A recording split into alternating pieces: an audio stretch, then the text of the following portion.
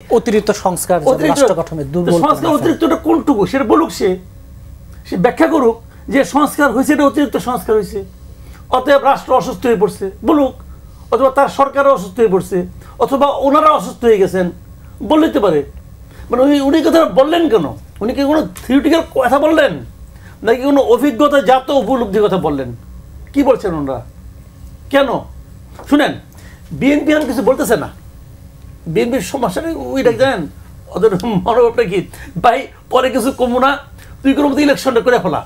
ওই যে বাসায় মনে করেন, উদাহরণ দিয়ে বলে, আপনার ছোটো মনে করেন আপনার 6 মাসের বাচ্চা, হঠাৎ করে আপনার খুব মূল্যবান দামি একটা গ্লাস সে হাতে নিছে।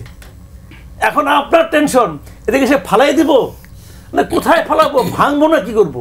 এখন আপনি পারলে কিন্তু দূরের থেকে পুরো মানে পায়ে ধরেন, বাবা তুই ফালাইস না, তুই রাখ, আইতেছি আমি।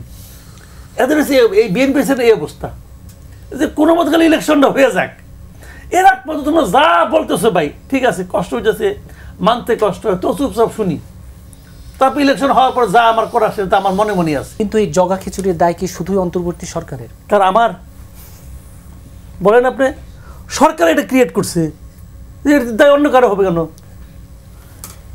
তারা কোন দিন গণভোট হবে, গণভোট হওয়া কোন দিন হবে এটা নিয়ে বিরোধ, এটা তো সরকার সিদ্ধান্ত নিছে। উচ্চ কক্ষণে বিরোধ ছিল, সিদ্ধান্ত কে দিচ্ছে? সরকার দিচ্ছে।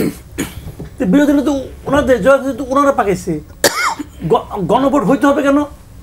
এই গণভোটের কি মূল্য আছে? আপনি আমার এটা বুঝান ভাই।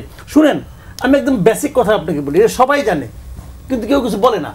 এই যে আপনি সংস্কার করতেছেন, হ্যান করতেছেন, আইনগত ভিত্তি, হ্যান ত্যান, কত কাহিনী। ধরা যাক হাইপোথেটিক্যালি ধরে নিলাম বিএনপি ক্ষমতায় আসলো, বিএনপি ক্ষমতায় আসা তাদের যে 31 দফা আছে, তারা কি 31 দফা একবারও খুলবে না?